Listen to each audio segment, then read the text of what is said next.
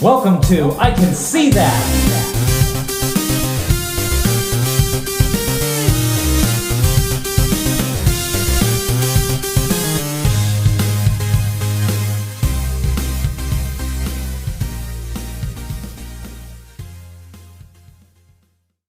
Hello and welcome to I Can See That with your host, C, where I can help you see clearly. Now, thank you for joining me on my first of many shows.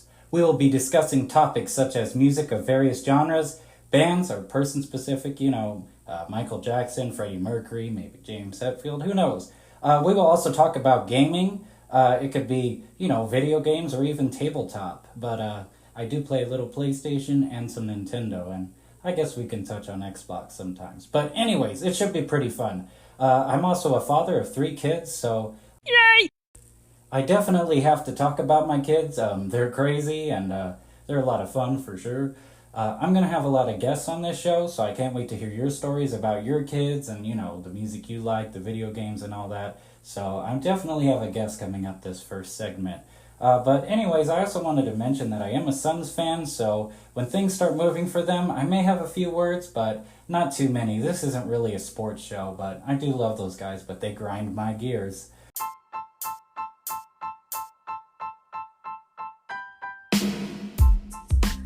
So for our first topic of the day, we're going to talk about video games.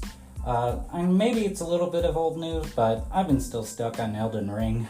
This game is just so fantastic. I have not beat it yet, but it's just such a beautiful game with its landscapes and the mountains and the trees and the dungeons, and there's just so much to describe. The map is gigantic. Things switch up from one area to the next, and it's just beautiful. The transitions are beautiful. But one thing I really love about, Elden Ring and its prior games, the Dark Souls, the Demon Souls, the Bloodborne, is I really like the combat. And on this one, they give you a horse, and you can just spawn it out of nowhere with a little ring or whatever. It's amazing. The horse combat's amazing. The foot combat's amazing. This game with combat is an A+. I've seen so much stuff online that's just beyond me. People just in high levels and talking about PvP and using crazy weapons and one-shotting bosses. There's this one guy called, I believe it's Let Me Solo Her. And he goes and he fights one of the main bosses and helps people beat them. But he pretty much says, stand on the sidelines, I got her. And he's naked and has a jar on his head and carries 2 katanas. It's pretty wild. But yes, I do have a guest today. It's my friend Jimmy. Jimmy used to play Dark Souls with me quite a bit. Let's go ahead and see what Jimmy has to say.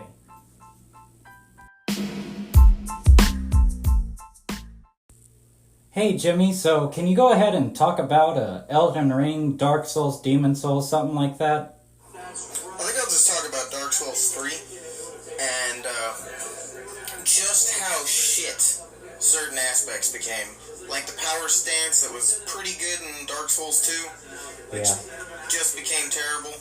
Or those fucking jailer dudes who have the ability to take away your fucking max HP for 20 seconds. Oh my god, yeah. Oh my god. And then Farron's Keep, those fucking jumping bastards running around. Oh, they used to scare the hell out of me. But honestly, I don't think anything is nearly as bad as the number of bonfires that you gotta fucking find, or the ridiculous loading time in between fucking bonfires. Like, you go to fast travel somewhere, you can go make a sandwich, you come back, you're still loading. Waiting. Well, thank you so much, Jimmy. I remember those long loading times. But nowadays, it seems that the PS5 can load things pretty quickly. On Elden Ring, I would swear it takes 4 or 5 seconds to load up to wherever I'm doing, whatever I'm doing. And I've heard a lot of PS4 players say that it takes a long time, and Xbox players take even longer, if they even have the game. I don't even know. To get to the bottom line of what I'm trying to get right now, is Elden Ring is the best of the series. It's game of the year, in my opinion at least. And I'm not even done with the game. I only actually have 40 hours in it, but these 40 hours I spent running and exploring. I have seen so much of the map, just running from enemies, finding what they call grace sites, not bonfires in this one, and just chilling at them and running to the next place. But I've had a few buddies help me beat some bosses, and I'm getting there. I just got to this like Golden City place. Can't really recall what it's called, but it's pretty cool. My worst boss in this game, he was this golden tree sentinel or whatever. He was some knight on a horse, and I fought him like for 3 days straight, just stuck. I had a few people, that I was able to summon at first, but then they went away. They weren't enough anyways, but my friend eventually got on there after 3-4 days of me struggling, and he did it first, second try, no problem. But one thing I do gotta say about this game also, and I already said it earlier, is I love this horse. And fighting this guy one-on-one on a horse, because you can't have a horse if you summon somebody, it just kind of, it was just too much. Couldn't dodge that lightning attack. I even had, when I did summon a few people on this boss fight, I got invaded a couple times, and that wasn't good, so it just made it worse. But yes, Game of the Year, love this game. I'm so into it, like, I count my button strokes so I know which item I'm landing on, or if I need my horse, or a weapon, or a spell, and I don't even look at it, I just do it. Because this game's just so great and so addicting, I don't even blink. But, alright, so let's go ahead and get started with our next segment.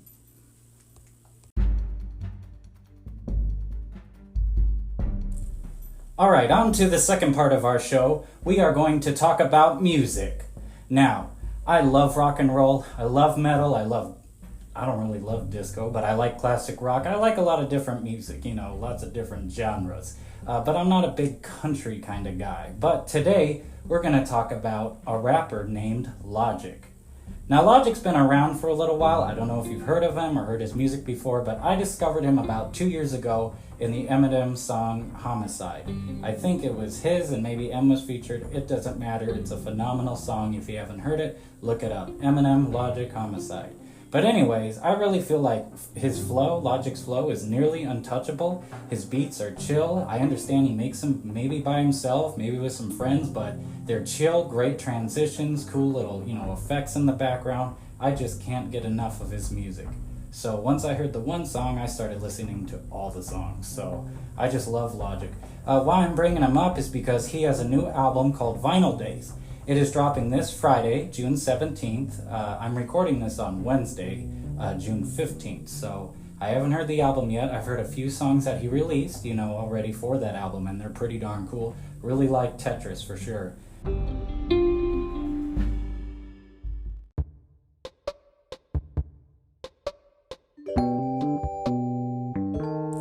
On the metal side of music, Slipknot is going on tour. And guess what? They're going to be in my town on October 2nd. So check your calendars and see if you can make it to Slipknot. I know Logic's coming to town too. I'm going to have to double check that date. So I hope to go to both shows. That'd be really cool.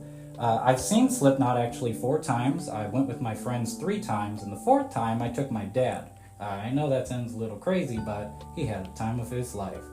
They had T-Mobile chairs there, and they were catching them on fire along with their t-shirts. The porta potties seemed to be okay this time because usually they get the toilet paper out of the porta potties and put it in the grass and light that on fire. So none of that happened. It was only just, the plastic chairs. But he had a really good time, and I actually seen Slipknot once with Marilyn Manson.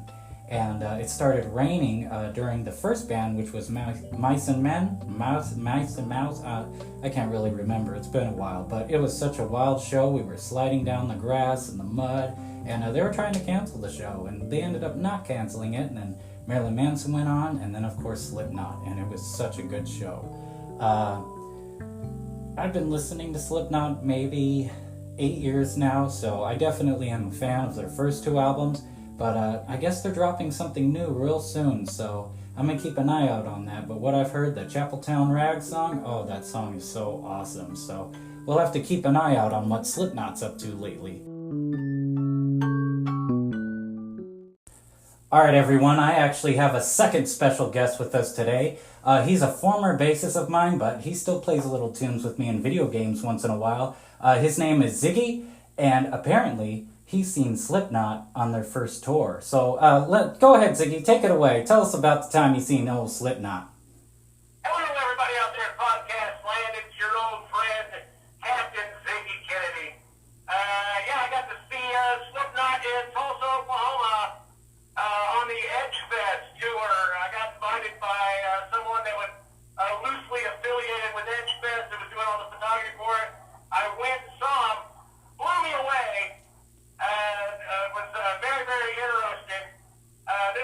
long ago it actually was. Kid Rock still had his little guy with him before he died. That's how long ago that was. Ancient history.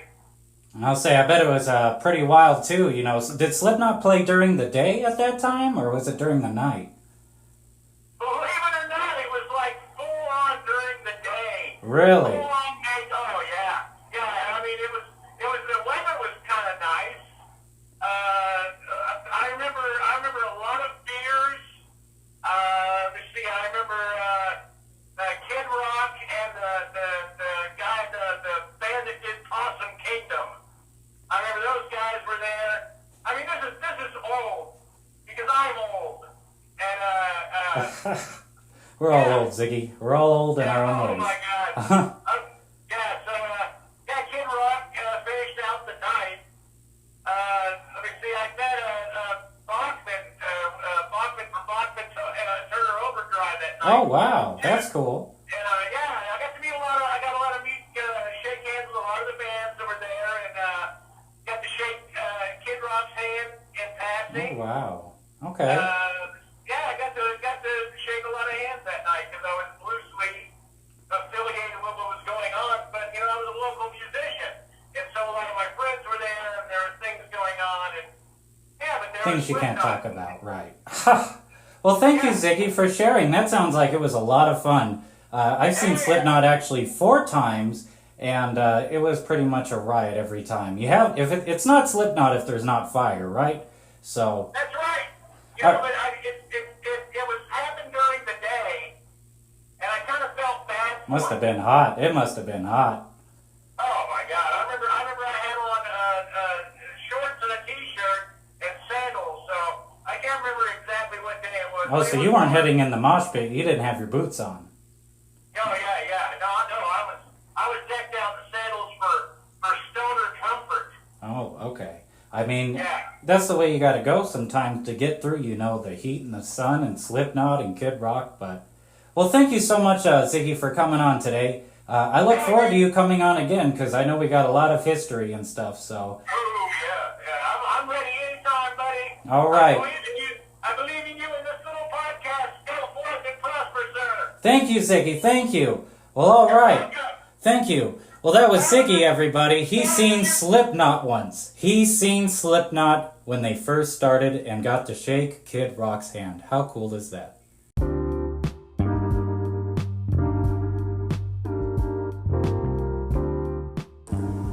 All right, for our last segment, it's just kind of going to be a little miscellaneous. I got a few things to say. First, I got unsnoozed from the Phoenix Suns group, so all those posts are coming back about losing and trade hating and stuff. It just sucks, man. I've been watching the Suns since I was like 8 or 9 years old, and I became obsessed with Nash and Stoudemire and the Matrix and all that. And then Dragic came here. I loved watching Dragic. I couldn't stand Eric Bledsoe, but the whole controversy with Ayton, I thought this team was going to win it all, of course, like I say every year, but Ayton really let me down. With his attitude. It seems that really messed with the chemistry of the team. He wasn't happy about money or whatever, and caused the other players not to play too well, in my opinion. Bad chemistry, they're not gonna, get that flow going like some of these other teams did. So, we barely beat the Pelicans. That was pretty sad, but if we trade away Ayton, I'm gonna be a little sad, but at the same time, let's see if something else helps, and hopefully Chris Paul is good for another year. We know Booker is, and Bridges, and Cam Johnson, so... but anyways, that's all I'm really going to say about the Suns. I am looking forward to next season. I don't really watch the Summer League. I do like to watch a little of the preseason, but I'm ready for the season, and I can't wait for us to get in there and hopefully do a better job. But I'm going to keep an eye out on this potential Ayton trade or max contract. We'll have to see.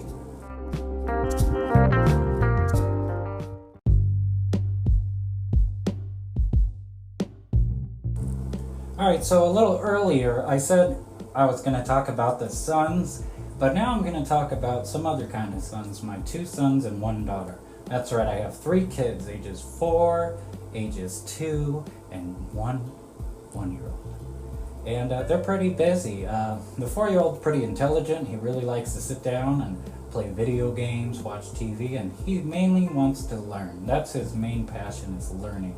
So I think that's really cool. I love teasing him. He's so funny. He knows what he wants. He knows what he doesn't like. So I'm going to have plenty of stories about him. My daughter, she's just crazy. She is 2, like I said, and she is crazy. She's very hyper. She's a good sweetheart, but man, she gets into things that she shouldn't. I have plenty of stories about her, and I can't wait to share. And of course, my youngest, who just turned 1 year old, is my little Trey. My little 3. He's my 3rd kid, my baby.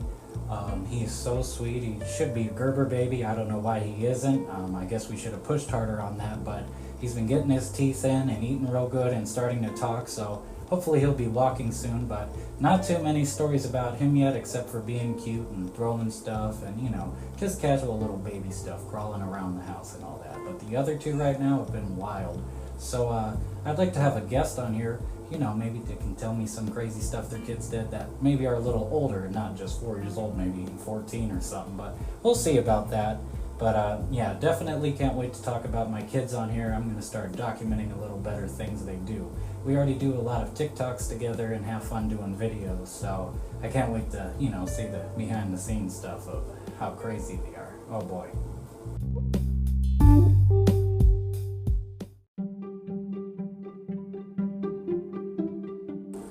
Well, I'd like to start off by saying thank you so much for listening. Not sure if you made it to this part of the show, but if you happen to, thank you so much. Please like and share my content. I'm going to try to have this on TikTok and YouTube and maybe even Spotify. We'll see where it takes me, but I'm excited to see where this goes. I'm going to try to upload on a weekly basis. I'm going to try to work that in my busy schedule. I got a full-time job, 3 kids, and I write music too, if you didn't know. So I'm really looking forward to this project. You can go ahead and submit different ideas or topics for me to talk about, or suggest something. If you want to be a guest on the show, go ahead and hit me up. We can talk and arrange it and make it work. Really like the guests, so I want to have as many guests on here as possible because, I love people. And people inspire me to be me. So I'm going to keep that up and see what guests I can get. But other than that, this is C. My name is C. I was your host for the evening. And I can see you all having a nice day. So thank you for, coming to I Can See That.